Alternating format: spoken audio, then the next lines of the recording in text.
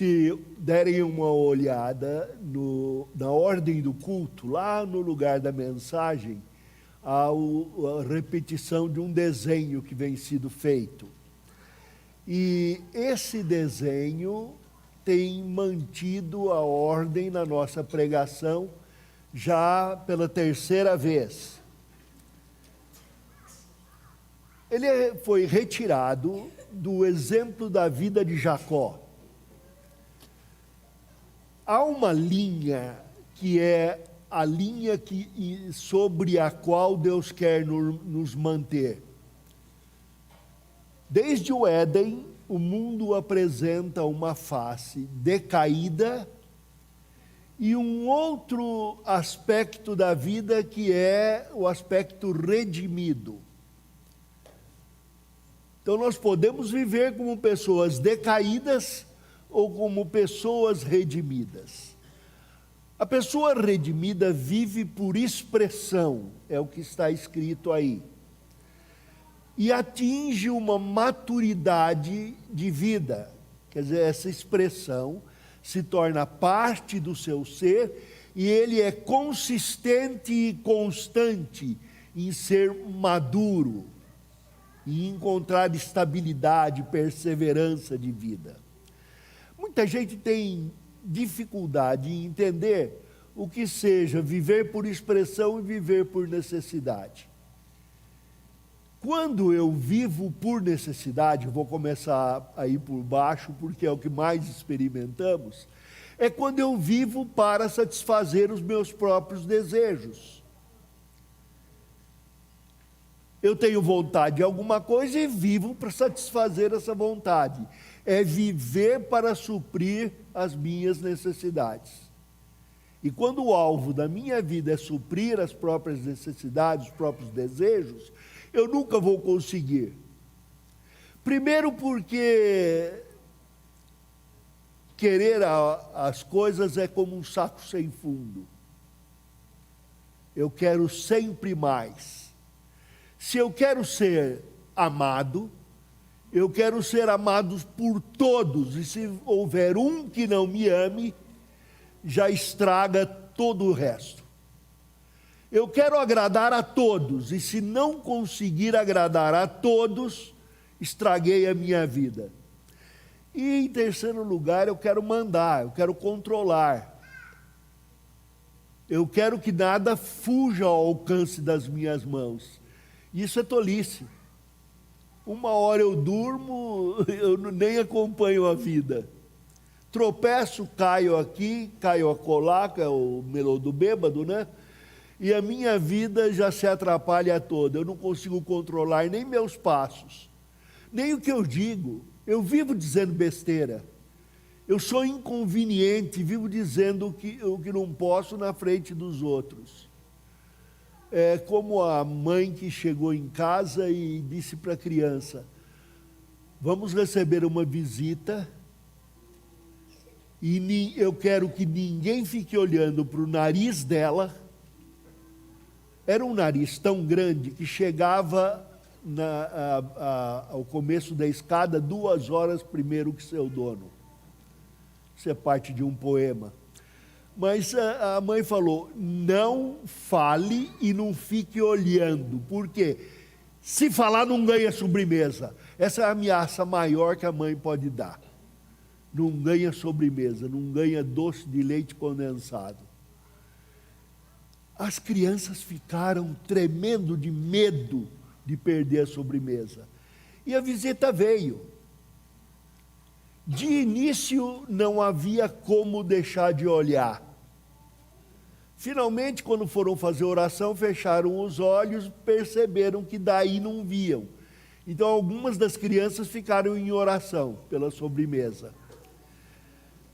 Finalmente, nenhuma criança disse nada, nenhuma criança ficou olhando de maneira exagerada. A mãe descansou, partiu um pedaço de manjar de leite condensado, serviu para a criança e disse: aceita um pouco de nariz? Essa é a questão. Nós vivemos por necessidade. e não conseguimos tirar da nossa cabeça aquilo que precisávamos. A outra história é da pessoa que ia para Ribeirão Pires, aí entrava no trem e ia se queixando: ai que sede que eu tenho, ai que sede que eu tenho. Numa estação alguém desceu, correu, pegou um balde daqueles que fica na torneira pingando, porque a torneira não sabe assoar o nariz, trouxe o balde para a pessoa, ele bebeu todinho. A pessoa jogou o balde na estação, o trem fechou a porta, seguiu e ele continuou: ai que sede que eu tinha, ai que sede que eu tinha. Somos nós vivendo por necessidade sem nunca conseguir satisfazer, porque a palavra de Deus diz que Deus somente pode trazer a satisfação para os nossos desejos. Agrada-te do Senhor e Ele satisfará os desejos do coração. Não somos nós, é Deus quem os satisfaz. Da nossa parte, vivemos exprimindo o que Deus nos dá: gratidão e trabalho criativo em cima do que Ele nos dá. Isso é viver por expressão, em vez de viver por queixa, viver por reclamação, viver por necessidade. Abraão saiu da sua terra, teve uma experiência com a escada que sobe para o céu.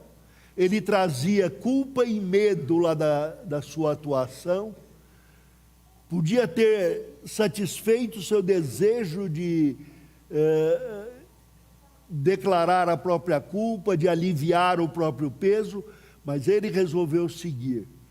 Foi à terra dos seus parentes, enganou o futuro sogro também os enganou, o enganou. Ele casou uma vez, casou uma segunda, insatisfeito com a vida, aí queria voltar para a sua casa em glória. E nessa volta ele faz uma oração ao Senhor.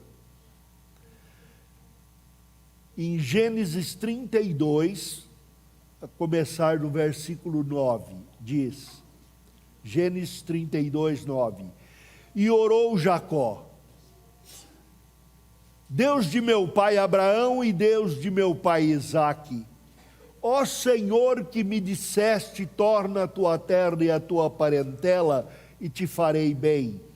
Sou indigno de todas as misericórdias, de toda a fidelidade que tens usado com o teu servo, pois apenas com o meu cajado atravessei este Jordão. Já sou agora 2 bandos. Livra-me das mãos do meu irmão Esaú, porque eu o temo, para que não venha ele matar-me, e as mães com os filhos.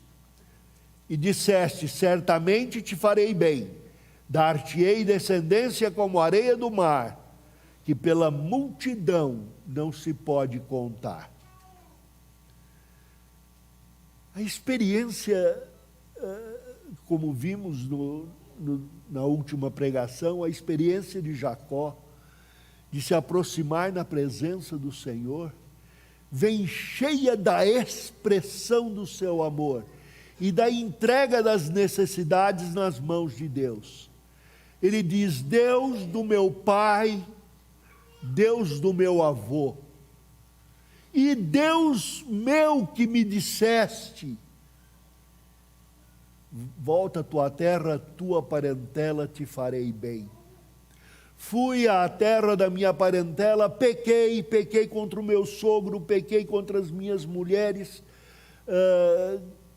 agora eu volto. 2 bandos, bígamo, com um monte de problema nas costas, mas muita gratidão pela redenção que tu me deste. Tu redimiste, pagaste os meus pecados, me fizeste bem. Eu estou agora feliz, mas eu temo ainda. Livra-me da mão do meu irmão, eu pequei contra ele. Eu deveria morrer, pequei contra o meu pai, contra a minha mãe e contra o meu irmão. Pequei contra ti. Estava tudo envolvido nesta oração, conforme instrução do Senhor Jesus no Sermão do Monte. Todas essas coisas havia no coração de Jacó. E Deus então confirma: darei a ti uma descendência tão grande que você não poderá contar. Essa era a promessa do descendente, que depois seria visto em Gálatas como o descendente da mulher, o descendente de Abraão, de Isaac, de Jacó, que seria o redentor da humanidade, o Filho de Deus encarnado, o Senhor Jesus Cristo. Mais tarde, o autor de Hebreus, no capítulo 11, versículo 20, vai dizer: pela fé, igualmente, Isaac abençoou a Jacó e Esaú acerca de coisas que ainda estavam por vir. Pela fé, Jacó, quando estava para morrer, abençoou cada um dos filhos de José e, apoiado sobre a extremidade do seu bordão, adorou. Pela fé, José, próximo do seu fim, fez menção do êxodo nos filhos de Israel, bem como deu ordens quanto aos seus próprios ossos. Pela fé, Jacó entendeu o que seria viver por expressão. E que nós precisamos entender hoje isso. Entender o significado do que é adorar a Deus. E agora eu chamo a sua consciência. Se eu perguntar a você qual a melhor hora do seu dia, sendo eu pastor, ou um dos presbíteros aí, pastores da igreja, você vai responder: é hora de adorar a Deus, pastor. E às vezes eu lamento que não haja capacidade no coração para que confessemos o nosso desejo de satisfazer a própria carne e não de adorar a Deus.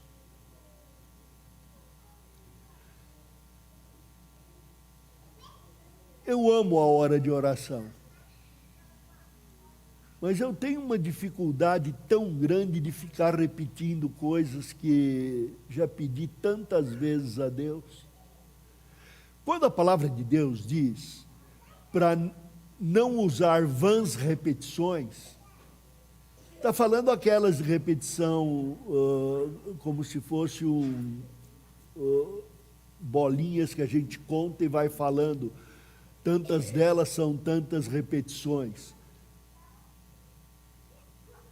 Mas o Senhor Jesus diz que o servo implora ao juiz e consegue pela sua insistência. Então há coisas que eu tenho orado. Alguns de vocês são objetos das minhas orações. Como pastor, eu sinto às vezes, será que eu não devia mandar uma cartinha assinada para todo mundo ver que eu intervi nessa questão? Será que os crentes não deviam saber? Escutem, Deus fez uma promessa. E se eu pedir a Deus e me lançar sobre esta promessa e colocar a minha vida sobre esta promessa, Ele me deu certeza da satisfação do desejo maior do coração.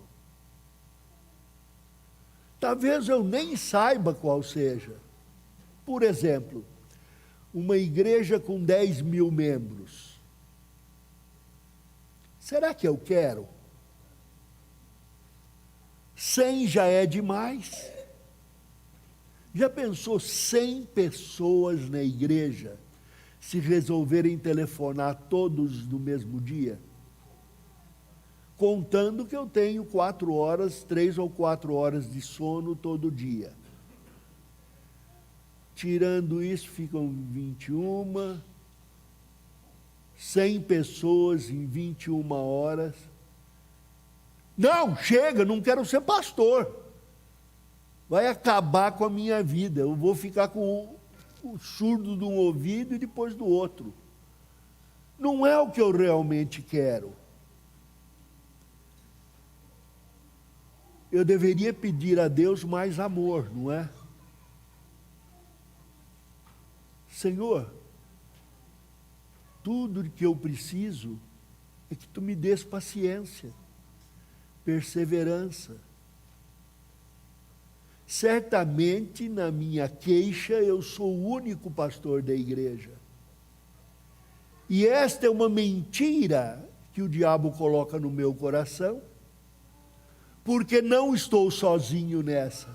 Essa história de estar sozinho que Elias usou, fiquei só e procuram tirar minha vida, é a mentira que o diabo quer implantar no coração.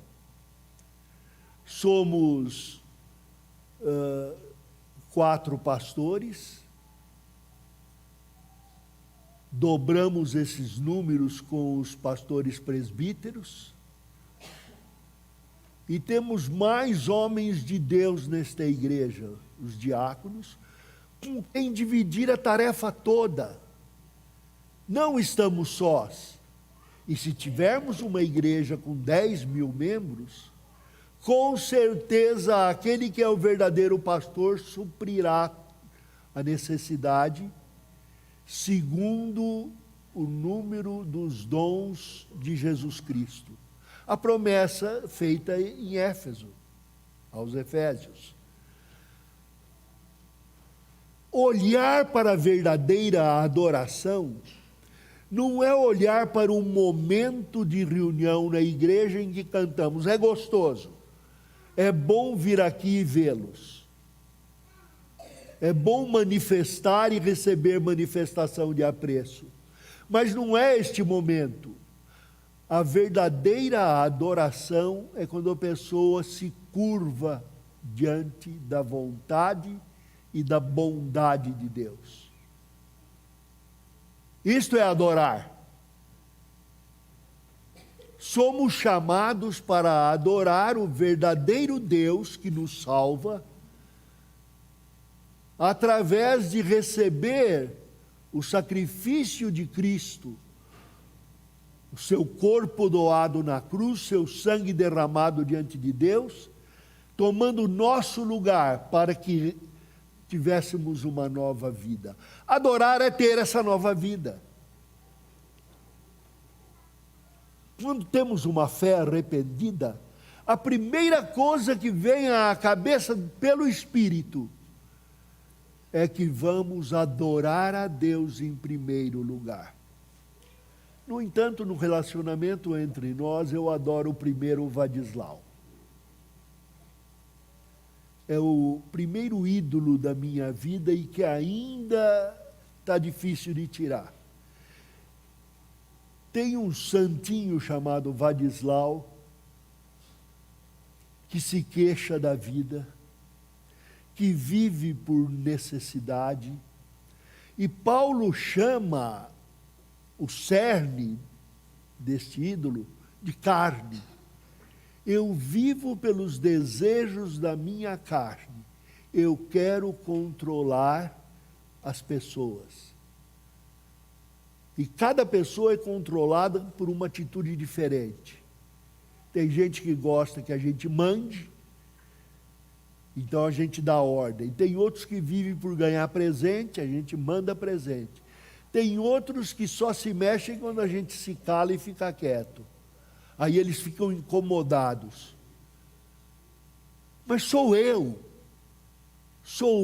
dominando a minha própria vida. O bebê, quando está no berço e chora, papai e mamãe correm, principalmente papai e mamãe de primeiro bebê, e vão ver o que está acontecendo. Tem pai que gosta de cheirar a fralda, para ver se precisa trocar. Tem mãe que gosta de levar a mamadeira logo e enfia na boca. Toma mamadeira, filho, cresce para ficar gordo, forte. Depois que cresce, quer. Tira a mamadeira, filho, para ficar magro, bonito. Nós não sabemos nem o que queremos, mas a criança aprende. Aprende que quando chora tem fralda limpa e mamadeira. E depois, pelo resto da vida, continua chorando. Vivemos por necessidade, bebês chorões para conseguir o que queremos. Outros até aprendem que desespero salva.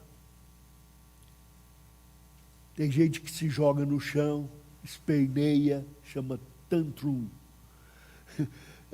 para conseguir o que quer na vida.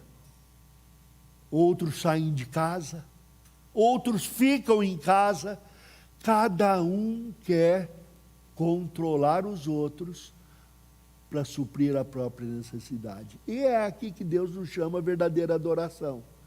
Acreditem na minha promessa, diz o Senhor.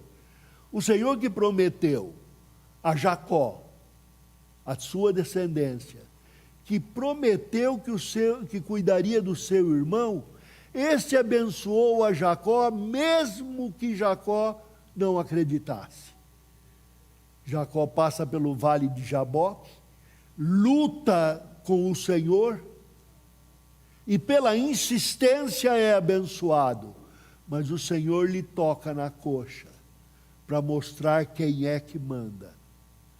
Ele atravessa então o rio, e lá vem o seu irmão, alegre, e o abraça. Enquanto Jacó se submetia ao Senhor, o Senhor satisfazia a sua necessidade. Notem então, irmãos, que a palavra de Deus tem um receituário todo de como agir.